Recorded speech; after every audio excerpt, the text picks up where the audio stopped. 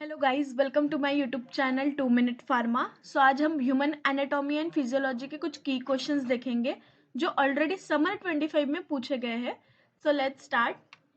आज का हमारा पहला टॉपिक है स्केलेटल सिस्टम एंड उसमें आपका पहला क्वेश्चन है name the bones in the appendicular skeleton, describe various types of joints. ठीक है, तो जो भी अपेंडिकुलर स्केलेटन में जितने भी बोन्स आते हैं वो यहाँ पे आपको लिखना है।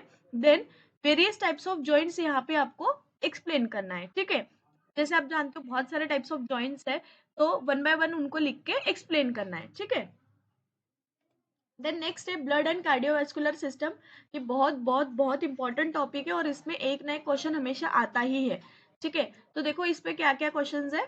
सो आपका फर्स्ट है right the composition and functions of blood.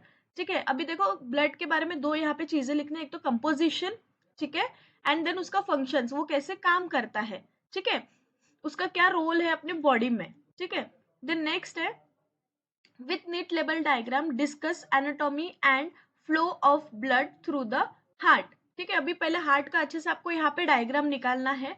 ठीक है, देन उसका anatomy and flow of blood ये आपको अच्छे से एक्सप्लेन करना है। ठीक है, देन नेक्स्ट क्वेश्चन है define blood clot and illustrate the mechanism of blood clotting in detail. ठीक है, तो देखो यहाँ पे आपको पहले डिफाइन करना है कि ब्लड क्लॉट क्या होता है। ठीक है, तो आप पहले डिफाइन करोगे ब्लड क्लॉट क्या होता है, देन उसका मैकेनिज्म ऑफ ब्लड क्लॉटिंग क्या है ये आपको लिखना है। मान लो आपको कोई चोट आ गई, ठीक है, तो ब्लीडिंग कंटिन्यू होता रहता है क्या? नहीं, एक टाइम के बाद ब्लड बहना रुक जाता है। ठीक है, तो वो कौन सा मैकेनिज्म है, वो कैसे काम करता है, वो यहाँ पे आपको लिखना है। ठीक है, then discuss the events of cardiac cycle in detail. ठीक है, तो कार्डियक साइकिल के जितने भी इवेंट्स है, मतलब वो कंप्लीट होता है, देन एक सर्कल आपको ड्रॉ करना है, मतलब उसका जो डायग्राम है वो ड्रॉ करना है। ठीक है, तो ये सब आपको यहाँ पे कार्डियक साइकिल में लिखना है। ठीक है, देन नेक्स्ट है आपका लिम्फेटिक सिस्टम एंड लिवर। उस पे आपका पहला क्वेश्चन है describe the structure and functions of lymph node. ठीक है, अभी लिम्फ नोड का देखो अच्छे से स्ट्रक्चर निकालना है एंड देन उसके फंक्शंस लिखना है। ठीक है, अभी मान लो आपको यहाँ पे सिर्फ स्ट्रक्चर याद आ रहा है, ठीक है, आपको थ्योरी याद नहीं आ रही है, या फिर थ्योरी याद आ रही है, या फिर स्ट्रक्चर नहीं याद आ रहा है, तो बेस्ट वे ये रहता है, मतलब जैसे मैंने स्टडी की, कोई भी डायग्राम जब आप निकाल रहे हो, ट्राई कर रहे हो उसको समझने का, ठीक है, तो उसको रटो मत।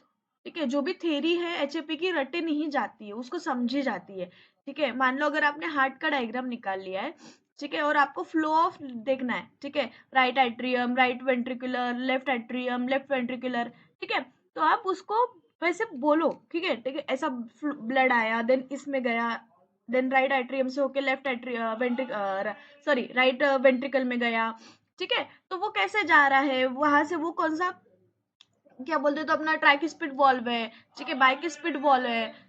ठीक है, तो वो कैसे आ रहा है, देन वो कैसे प्यूरिफिकेशन के लिए कहाँ पे जा रहा है, वो आफ्टर प्यूरिफिकेशन फिर कैसे आ रहा है।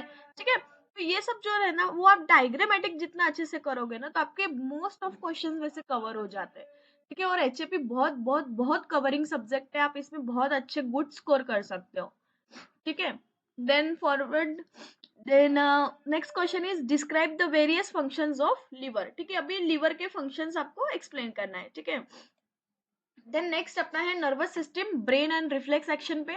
तो अब इसमें आपका पहला क्वेश्चन है name the parts of brain, describe the structure and functions of cerebrum with diagram. ठीक है, तो देखो यहाँ पे आपको पहले पार्ट्स ऑफ ब्रेन लिखना है। ठीक है, जितने भी ब्रेन के पार्ट्स है वो आप पहले आपके यहाँ लिखना है। देन क्या बोला है, describe the structure and functions of cerebrum. Cerebrum का आपको पहले अच्छे से डायग्राम ड्रॉ करना है। ठीक है, एंड उसके जो भी फंक्शंस है वो यहाँ पे आपको लिखना है। The next question है define reflex action and give 2 examples, draw a well labeled diagram of reflex arc। ठीक है, तो देखो यहाँ पे आपको पहले रिफ्लेक्स एक्शन क्या होता है ये आपको यहाँ पे डिफाइन करना है। ठीक है, देन वो डिफाइन करने के बाद आप उसके 2 एग्जाम्पल्स भी लिखोगे एंड रिफ्लेक्स आर्क का आपको यहाँ पे डायग्राम भी निकालना है। ठीक है, तो हमारा नेक्स्ट क्वेश्चन है रेस्पिरेटरी सिस्टम इसमें।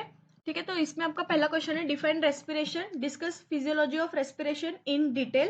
ठीक है, तो आपको पहले डिफाइन करना है कि रेस्पिरेशन क्या है करके, एंड देन उसका फिजियोलॉजी ऑफ रेस्पिरेशन यहाँ पे आपको एक्सप्लेन करना है। ठीक है, सो नेक्स्ट क्वेश्चन है स्पेशल सेंसेस पर। तो with neat label diagram describe the structure of ear. ठीक है, तो पहले आपको ईयर का अच्छे से डायग्राम ड्रॉ करना है एंड देन उसका जो भी स्ट्रक्चर है वो यहाँ पे आपको अच्छे से एक्सप्लेन करना है। ठीक है, देन नेक्स्ट क्वेश्चन है एक्सक्रीटरी सिस्टम पर। तो इसमें आपका पहला क्वेश्चन है with neat label diagram give anatomical features of kidney and enlist functions of kidneys. ठीक है, तो देखो पहले आपको यहाँ पे अच्छे से डायग्राम निकालने बोला है एंड देन उसके एनाटॉमिकल फीचर्स क्या है वो यहाँ पे आपको लिखना है। ठीक है, and then function of kidney लिखना है। ठीक है, यहाँ पे सिर्फ फंक्शन ऑफ किडनी इनलिस्ट करना है। ठीक है, देन नेक्स्ट है सेल्स एंड टिश्यूज पर। तो उसमें आपका पहला क्वेश्चन है draw a well label diagram of cell and its organelles. ठीक है, तो आपको सेल का अच्छे से डायग्राम निकालना है, उसके जो भी अंदर के ऑर्गेनेलीज है वो भी अच्छे से प्रेजेंट दिखाना है वहां पे एंड उसको अच्छे से लेबल भी करना है। ठीक है, देन नेक्स्ट क्वेश्चन है define tissue explain epithelial tissue in detail. ठीक है, तो देखो यहाँ पे आपको पहले डिफाइन करना है टिश्यू क्या होता है करके एंड देन इपिथेलियल टिश्यू को आपको अच्छे से डिटेल में एक्सप्लेन करना है। ठीक है, देन नेक्स्ट है एंडोक्राइन सिस्टम पे। तो इसमें आपका पहला क्वेश्चन है give reasons pancreas is called as exo endocrine gland. ठीक है, तो यहाँ पे आपको पूछा गया है रीजन कि पैनक्रियाज को क्यों हम एक्सो एंडोक्राइन ग्लैंड बोलते हैं। तो जो इसके जितने भी रीजन है वो यहाँ पे आपको लिखना है and then name any 4 endocrine glands, name the hormone secreted by the pituitary gland. ठीक है, तो देखो यहाँ पे आपको जो भी एंडोक्राइन ग्लैंड्स है वो एनी 4 बोला है। ठीक है, तो आप कोई भी 4 यहाँ पे एंडोक्राइन ग्लैंड यहाँ पे लिख सकते हो and then hormone secreted by pituitary gland, मतलब पिट्यूटरी ग्लैंड जो भी हार्मोन सिक्रेट करते हैं वो यहाँ पे आपको लिखना है।